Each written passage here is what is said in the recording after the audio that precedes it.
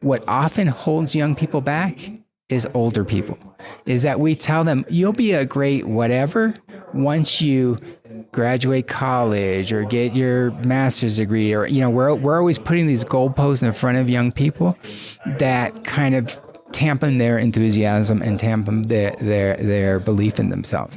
And so what I learned early on, and a lot of what I did through my work, was trying to inspire young people and say, you know what, anybody can be a leader.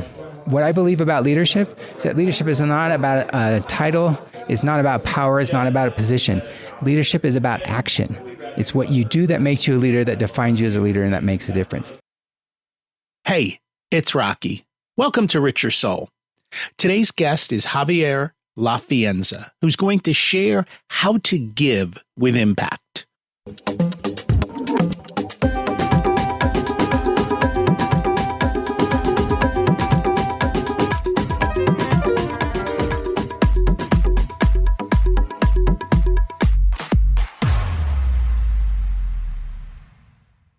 Imagine it's 12 months from now, and you've achieved your major life goals.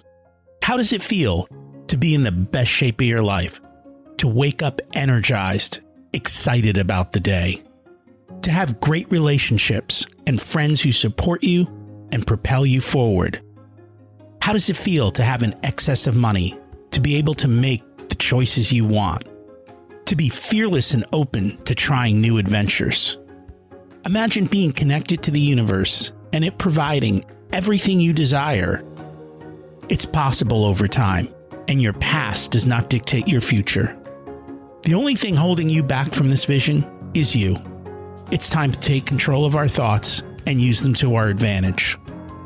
Welcome to Richer Soul, where we achieve our dreams and create harmony to health, wealth, relationships, time, and spirituality.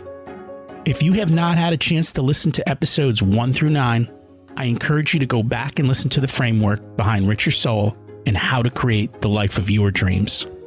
You can also find all the show notes for this episode at richersoul.com. Today's quote comes from Martin Seligman. You use your highest strengths and talents to belong to and serve something you believe is larger than the self. Giving back and helping others brings so much joy. And that's our topic for today. Figuring out how to do that well and in line with what our desires, wishes, and bigger picture is. Hey, this is the last in our series recorded live at GoBundance in Park City, Utah. GoBundance is all about living the tenets that we have talked about on Richer Soul. And one of those is giving back and having an impact. And that's what we're going to talk about today with our guest. While I was out there, they raised over $300,000 in auctions that they were doing for different charity events that they were supporting. I love charity auctions. They're a lot of fun. You get to give and you get at the same point in some pretty cool events. This series is being brought to you by the Profit Answer Man podcast, where we help business owners ensure they are always profitable and can afford the life of their dreams and the ability to give back. Check it out if you are a business owner. Our guest is Javier Fianza. He is founder and CEO of Valiente Philanthropic Consulting, a consulting firm creating greater philanthropic impacts for high net worth individuals, nonprofit organizations, corporations, and foundations. He brings the experience, skills, and relationships honed over 3 decades of a career in philanthropy. Let's meet our guest, Javier. Welcome to Richer Soul, Javier Fianza. It's great to have you join us today. So pleased to be here. Thank you so much for inviting me. And I'm excited to learn from you today. We always like to start at the beginning. What was it like when you were growing up, and how much did your family and school teach you about money? What a great question. So I grew up a military brat. My dad was a career Navy officer for 20-something years. I always had the sense as 4 kids, and naval junior officer, that we didn't necessarily have very much money. My allowance when I was about 8, 9 years old was 25 cents a week. I also discovered comic books at about that time and knew if I wanted to buy them, I needed to work for them. So at about 9 years old, I would stand outside the commissary, which is a supermarket on base.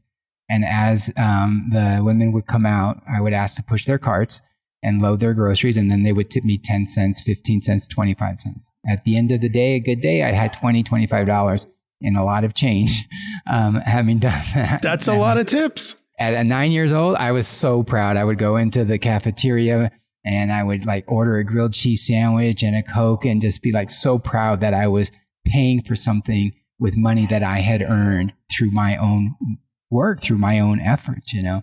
And then that just carried through.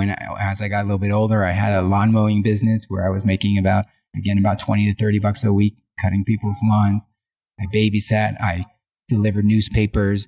You know, I did whatever I could because, again, I learned very early on, and my parents did teach us very early on, that if you wanted something, that you had to work for it, you know, and that there was a value in the work as well in the rewards.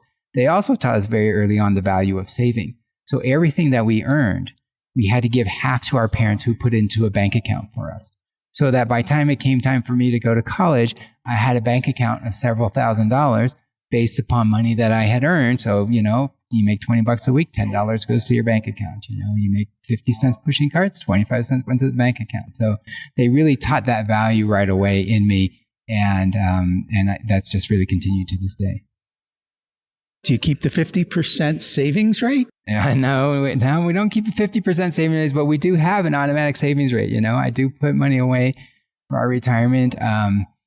Again, having grown up in a military family where there wasn't a lot of money I'm happy with where I am retirement wise and what's safe. But, you know, I also sometimes worry that maybe we need to do a little bit more and try to figure out how to make sure that we're as protected, my wife and I are as protected as we can be. But savings is so important. I try to, when I would run organizations and I had young people work for me and we had matches for people for their retirement plan, and they'd be like, I can't afford it. I'm like, no, you can't afford not to. I said, put in 1%, 2%, we match it. It's free money. And over the course, you're 24 right now, 40 years, that couple $100, you know, even a year is going to grow into something that's unbelievable. So it's really, really important. So why were they struggling at such an early age to put just a couple percent away? I think what my sense of it was for people who it's primarily their first professional job, and maybe they're making $28,000, $35,000 a year after taxes. So you lose about 20% of all that, you know. So rents are high and people just feel like living paycheck to paycheck, that they need every little bit. What I would try to help people understand sometimes is, particularly since this is pre-tax money that comes out, you're not going to notice it depending on how much it is. You're either going to pay it out in taxes or you're paying it out to yourself. But sometimes for, you know, younger people who don't have that longer term thought, you know, about what am I going to do when I'm 65 or 70? Will I be able to retire? Sometimes just that extra little bit might mean a difference for them between, you know, can I put gas in my car or can I really fully pay my rent? I've always told people you won't miss $1 out of 100. Right.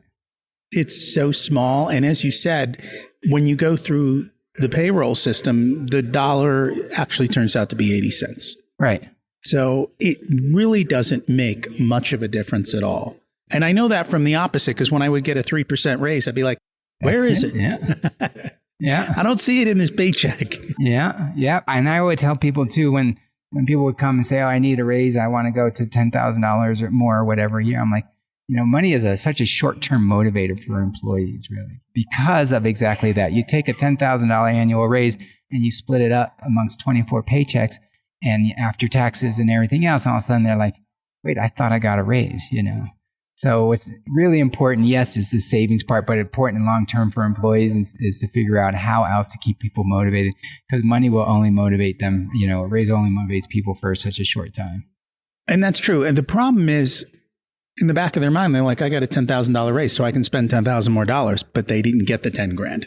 Right. If they're lucky, they got about 8. If they're lucky. Divided by 24 paychecks, it's much less than that. And I think that's why people get behind as time goes on, because they think they have more than they actually do, instead of looking at what's my net and how does it really affect me. And so dealing with the psychology of that is difficult. Mm-hmm. So we're here at GoBundance. One of the things that GoBundance loves to talk about is giving back. So it's not just about making more money. It's about making impact and returning it. And that's a big reason that you're here at GoBundance as well as one of the charities that they support and one of the things. So I'd love to just talk to you about philanthropy, your viewpoints, how you should view it, and any insights that you have. We could talk forever about that. So yes, I appreciate. Yeah, GoBundance is an amazing organization for many, many reasons. But one of the reasons I also really like them is that they define philanthropy as genuine contribution, and it's one of their key pillars. That they say that that if you're going to be part of GoBundance, you have to pay attention to these pillars, and genuine contribution is one of those. And it's defined in a number of ways, but it really goes deeper than writing a check, to your favorite cause or to something that's important to you. But it's about figuring out how can we bring all of ourselves into our philanthropy. How can we be contributing back in a way that is meaningful, both to the organizations or the causes that we want to support, as well as to ourselves, to our families, and to the businesses that we are running. And that's a big part of it. And you don't know this about me, but both my wife and I serve on a variety of different charity boards. We've been doing that for years. We have a philanthropy program that we put in place. When the kids were younger, we would do a lot of volunteering. And both of us are in the finance side. So when we go to the charities, she's more on the book side. Because I came from a sales background, I'm more on the fundraising side. Hey, right. How are you telling your story? How are you connecting with your audience? Are you asking the right people for the right amounts? Are you listening to what their story is and where they light up and helping them to make the impact that they're looking to make? Absolutely. Stories make all the difference, because you can talk in broad terms about mission statements to do, we want to serve so many vets in such and such a way, or place people in jobs, or help end homelessness, or what have you. But when you can really boil down to and say, okay, we helped Javier get his job training, get into a school, get his first job, perhaps, understand the value of savings and things like that. And now, because of that, look at where they are. There was a guy here in the audience right now who, One Life Fully Lived is a charity that was founded by a GoBundance founder. Tim Rowe's been on. He's talked about it. Yeah. One Life Fully Lived is a great organization. And there's the current executive director of One Life Fully Lived. If you hear Carolyn's story, she talks about how before she became part of that program, she was essentially in Salvation Army lines and going from food pantry to try and support her kids as a single mom. And now she's got like 14 streams of income, does real estate as an author and does all kinds of other things. And she attributes her success in that way to the program of One Life Fully Lived and what that taught her. And the benefit of that is also not just that she's a great role model for people and a great spokesperson for One Life Fully Lived, but she has now shown her kids how to get out, not just out of poverty, how to be a successful entrepreneur, how to find your confidence back. She's just become such a great role model for her kids as well as for anyone else involved in the program. I will have to meet her while I'm here. Yeah, she's an amazing woman. So how do we do all of this? How do we make an impact? How do we do it in a way that is meaningful? Yeah, there's so many ways to do this. And particularly, so currently my role is at GoBundance. Chris Ryan, the CEO, refers to me as their chief philanthropic officer. I run my own business doing consulting work for high net worth individuals, for businesses, and for some organizations, precisely around this, about how to try to get a greater impact out of philanthropy, how to have greater outcomes to that. So if we're successful in the long run, people will be treating their philanthropy, particularly, again, wealthy people and companies will be treating their philanthropy with the same level of commitment and dedication and seriousness and entrepreneurialism as they do their other aspects of their business, and really figuring out how to incorporate things in a very, very meaningful and powerful way. And there's a number of ways that we can do this. So one of the things I talk about is about trying to deploy our full spectrum of assets. Money is really important. I'm never discounting money. Organizations need money. But sometimes a CEO, if you really talk to them, they might say, look, I'm really struggling with you mentioned fundraising. or your wife does some of the finance stuff. Sometimes some organizations really need that help more than anything else. And perhaps if you're a successful marketer, spending a couple hours a month for a few months, a year with that marketing team to try and help them. How do they tell their story? What are the channels on which they're channeling? Are they trying to go for the right audiences? Are they using the right mediums? And trying to help people think that through in a way that becomes much more impactful, could be more useful to that organization than a $10,000 check or a $25,000 check. Because in the long run, we're building the ability of the organization to grow and survive and thrive, based upon skills of the people that are there and not just upon the kind of hand-to-mouth fundraising that often occurs.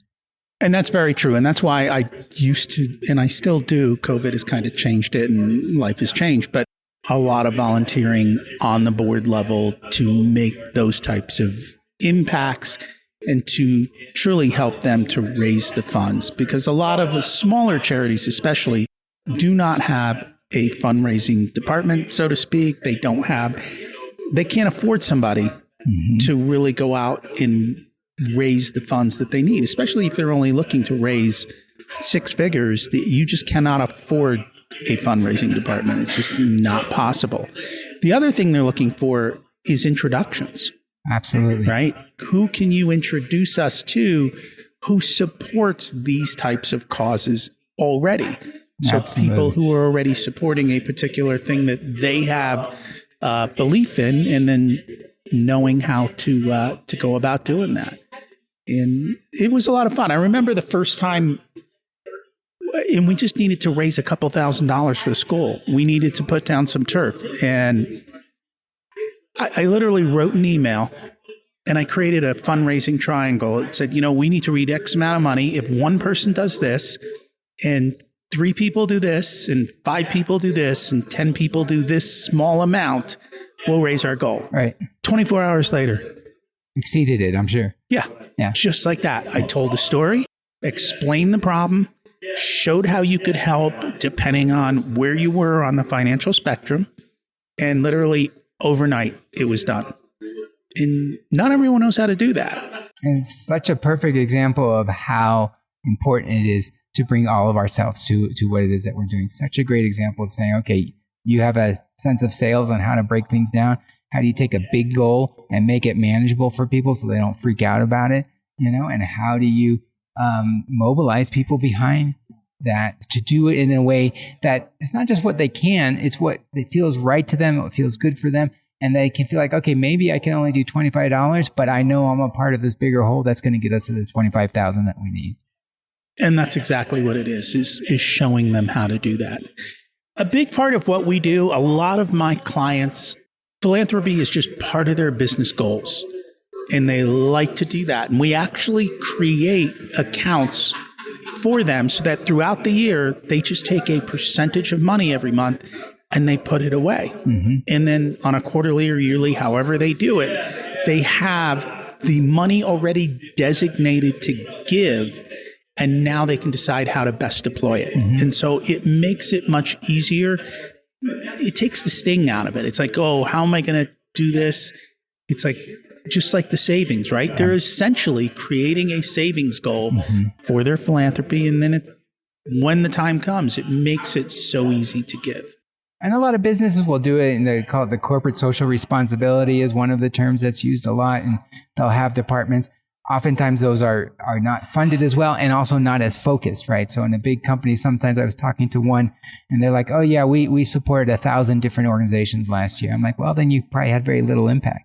It would probably felt good to some of these organizations to get $1,000 or $1,500 from you all, but you might be able to get a greater impact, get your employees more involved in the philanthropy, get your executives more involved in it, if you narrow the focus down into something that perhaps has either that your business impacts directly or that has a direct impact on your business. So a lot of us are familiar with the Tom Shoes model, where if you buy a shoe from them, then they donate a shoe, and that's carried over into socks and eyeglasses and all kinds of other things. So that's one way that some big businesses have really totally, brought that philanthropy in as part of their business model and actually leveraged it as a sales marketing tactic, so that when you're buying a pair of Tom shoes, you feel pretty good about it because you're like, okay, yeah, so somebody else is going to get some shoes who otherwise weren't going to get those shoes. So that's the way businesses can do it. Individuals also, and I'm sure you know that they'll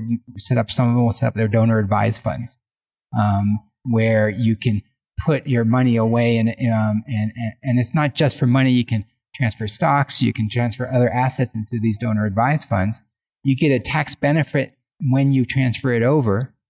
But then when you find an organization or a charity or something you want to support, as you said, you have the resources already there, and you can deploy it in a way that you want to deploy it, whether it's a significant, $10,000 or a smaller amount, or it saves you the trouble of perhaps the family foundation and all of the paperwork that kind of goes into that. So they're a lot more flexible as far as that goes.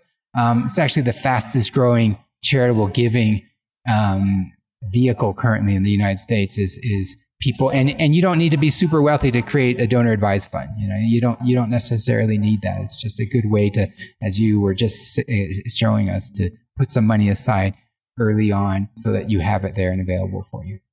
And so I think one of the reasons I think it may be growing is the current tax situation. So a few years ago, they changed the tax laws and they limited certain kinds of deductions, which are state, local tax, which for most people, especially in high cost of living areas, they have very high local and state taxes, real estate taxes.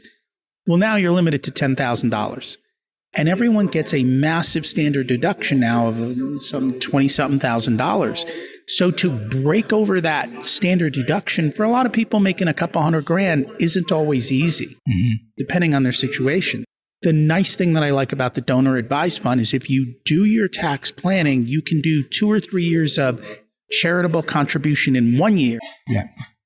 Break through all the barriers on the tax side, get a big tax deduction, and then slowly take your money out over the next few years into whatever it is that you already choose to support. So you're getting the double impact. You're giving, plus you're also getting the full benefit of the tax deduction. Yeah, the tax benefits are really, really great, which is one of the reasons a lot of people are doing it. Another benefit that people don't talk always a lot about, but particularly, again, many wealthy people will relate to this, where people are just like constantly, they're always being approached.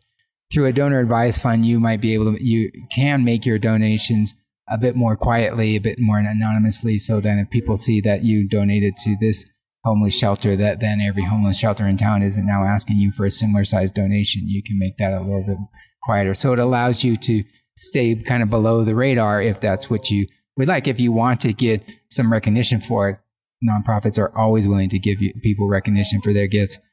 But this gives you that option as well, the donor advised fund. The other thing it does, unfortunately, and not unfortunately for this, but we live in a world of politics.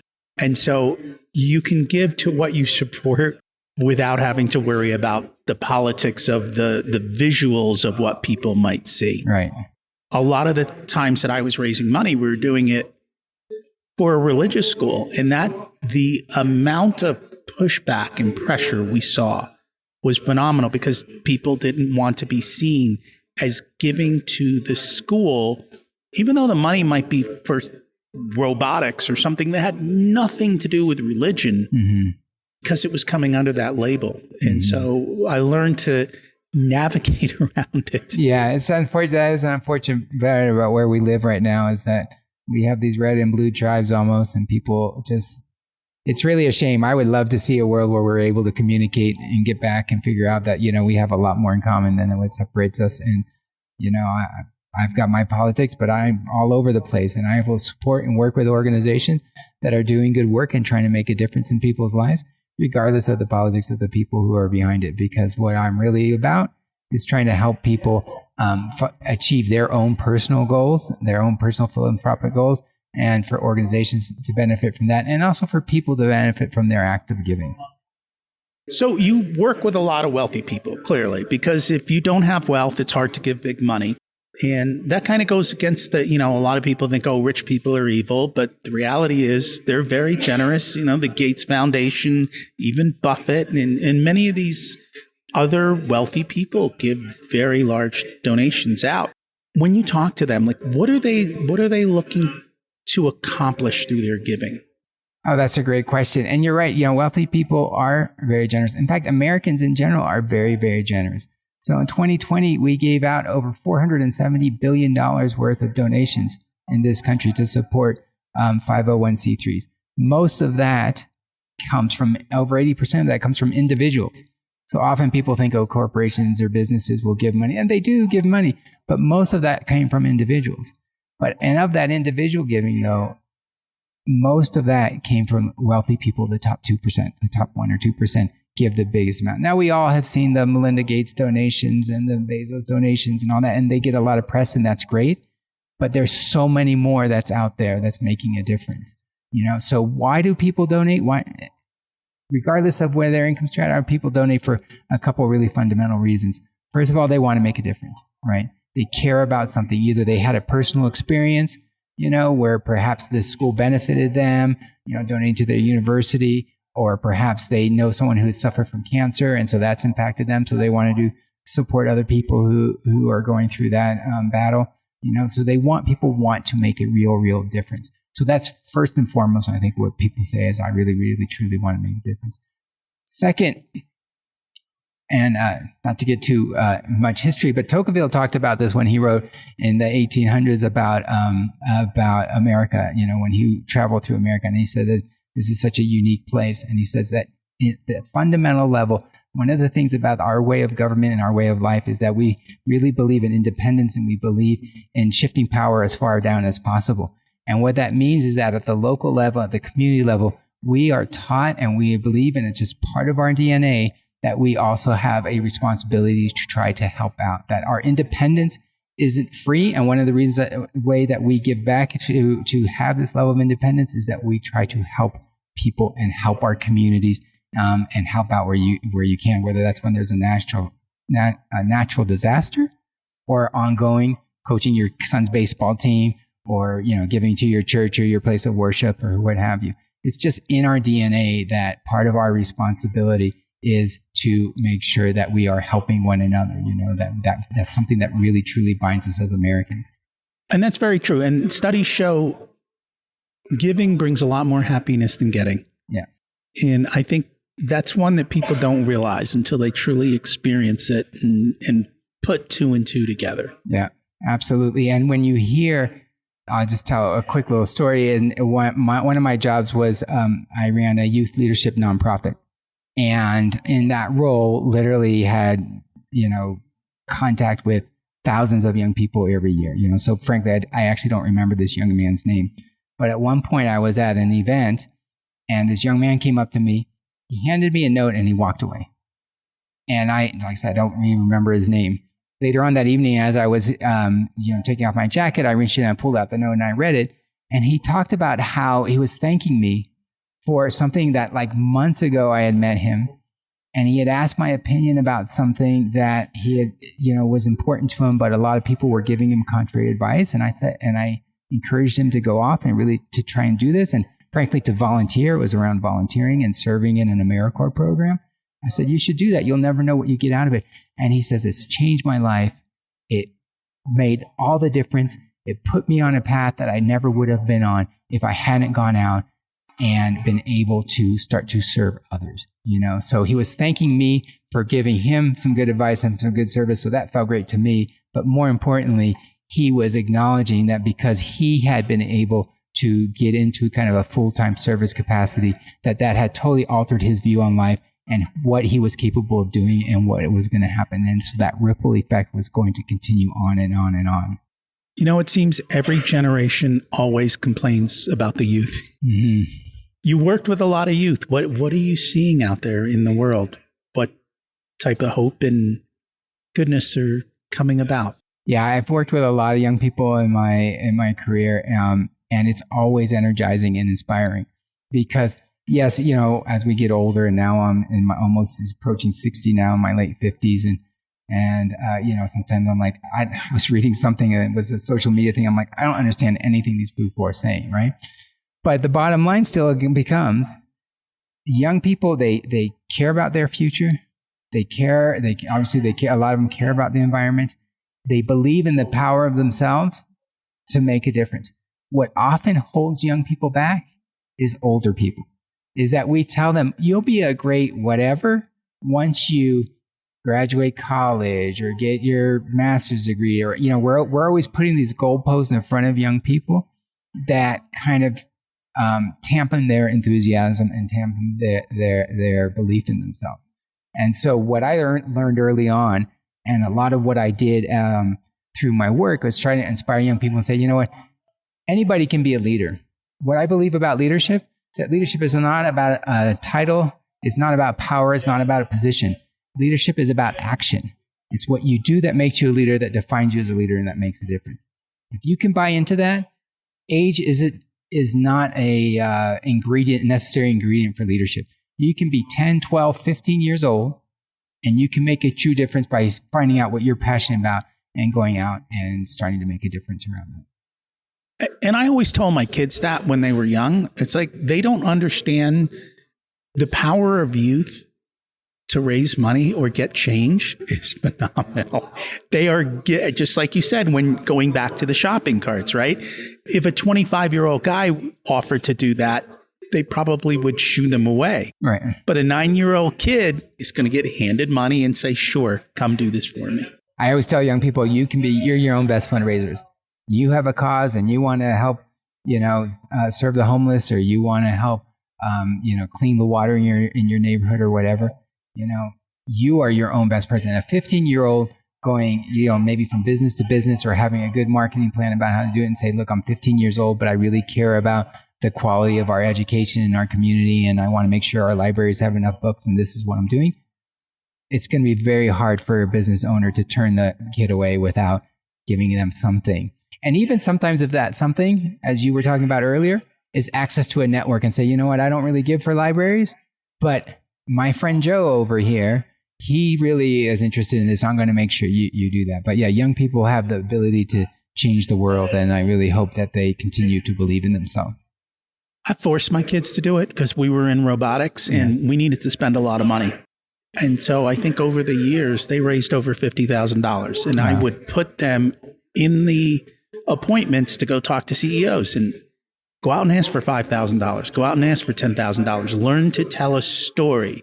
Learn to do all of these types of skills so that when you get out in the world, you have that ability, that confidence. And you're talking not to our needs, you're talking to their needs. How do you go about doing that? Just learning how to navigate through that. So that was a lot of fun. The number one reason people don't give? They're not asked. They're not asked. It's really that simple. Yeah. And early in my career, I made that mistake, where I would sit down and talk to people, and I would, and they say, oh, what can I do to help? And then I'm too nervous to ask. I'm like, oh, whatever you want to do would be great. We just appreciate the conversation. So then they don't do it. But then if you say, look, I really, as you say, tell a story, have a goal, show them what their gift could mean. By the end of that presentation, it becomes much, much harder for somebody to say no. And that's correct. And it's also understanding their capacity. So where are they in their ability to give? You don't want to ask, if someone's willing to give you $10,000, you don't want to make the mistake of asking for $1,000. Yeah. Because you left $9,000 on the table. And there's a lot of things that I kind of learned from that whole fundraising. And the world of fundraising is dramatically changing because you mentioned it before. People are trying to be much more concentrated because they can make a bigger impact in a specific area versus spreading it out everywhere. And the types of activities for fundraising have changed dramatically. In the past, it was events. Now it's more about relationships, and people don't want to attend a 4-hour gala and deal with all of those types of things. The rubber chicken circuit is what I would call it. Yes. So, we've all been in a lot of those meetings. And fundraising is a different game these days. One, what you just mentioned, being prepared, doing your research, knowing up front. First of all, you're saving yourself time. Right? If you spend some time to really identify who might be your key prospects, your key donors, what is their giving capacity, what do they give to in the past, so that you're in there and you have a really good game plan. You're saving yourself time. You're also respecting your donor more, right? Because you're not wasting their time by, going to them to ask them to give to kittens with mittens when really what they care about is dogs or something like that, right? And you're also giving them greater opportunity to make that impact that they want. So the fundraising game is really different. And one of the things that you mentioned, if I could just touch on for a second, and this is an ability that, again, particularly high net worth people have that, others may not. And this is the ability, there's a couple things. One, I talk about, really kind of investing in game-changing capital. Do your homework. Find out what it would really take and help an organization to have the capital that they need to truly make a difference. $25,000 donation could be great, but perhaps what that organization might really need is $100,000 to really operate that program in a way to get the impact they want. And so instead of chasing down other money, if we invest what is needed to make that game-changing impact, then it's more successful and you have greater impact. And that doesn't always have to come always from one individual. Again, using our full spectrum of our resources. Who else do we know? Let's collaborate. Let's bring other philanthropists into our project and say, look, Rocky, I'm giving $25,000 to this. Will you match me so that we can really make a real difference in what this organization is? And again, because of our social networks, because of our business networks, we have that ability perhaps to do that others wouldn't have ability to do. That could just make a huge impact, not just on the organization, but if it's a cause you care about, on yourself and the impact that you believe that you're making. And that is very true. And as part of that, if you're making larger donations, doing it in a tax efficient way. So one is on the deductible side, but the other is to give appreciated assets. Mm-hmm. So if you bought a stock a long time ago for $5,000 and it's worth $20,000, if you give the $20,000 away, you don't have to pay the capital gains. Right. So you're in a sense saving on taxes double that way.